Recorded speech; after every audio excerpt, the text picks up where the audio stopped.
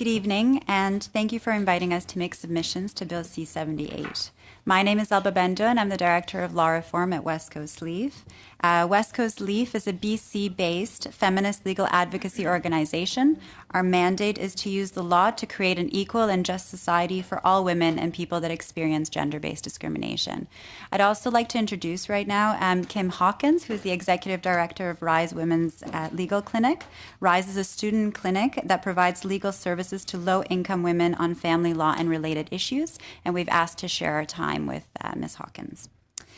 Like many before me, I would like to say that West Coast Leaf welcomes the important amendments proposed by Bill C-78. We are very glad that the intent and purpose of the legislation to promote faster, better, and more cost-effective solutions to family law disputes recognizes the difficult reality that many people across this country, during what is often one of the most difficult times in their lives, are alone in navigating the legal system. Earlier today, you heard from Nal, who brought to your attention that the fact that 31 organizations representing women in all their diversity share in the view that a robust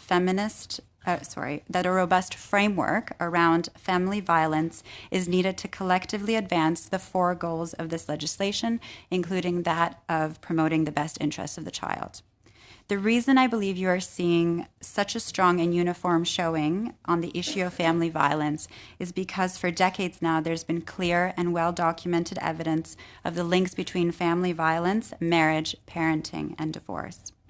What this evidence has been clearly telling us is that in some circumstances, increased communication and cooperation among spouses is not in the best interest of the child and in fact can have dire consequences for women and children.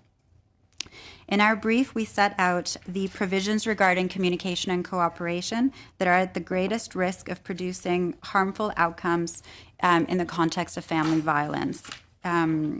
In an effort not to duplicate our brief, I will focus my submissions on only two. First, the maximum parenting time provision and also what is commonly referred to as the friendly spouse provision set out in section 16, paragraph 3C and I. These provisions prioritize paternal rights over the best interests of the child. While these two interests often coincide, this is rarely the case in the context of family violence. In fact, research shows that contact with a violent parent is often not what is in the best interest of the child and can have dire and at times lethal implications for children. What these provisions do in practice is that they perpetuate problematic myths that suggest that women have malicious intentions to alienate fathers in divorce proceedings. These myths, despite having been firmly debunked, have been relied on over the years to discredit women's legitimate claims of violence and are sadly alive and well in family law proceedings today. Contrary to these myths, studies show that mothers overwhelmingly want fathers to spend time with their children.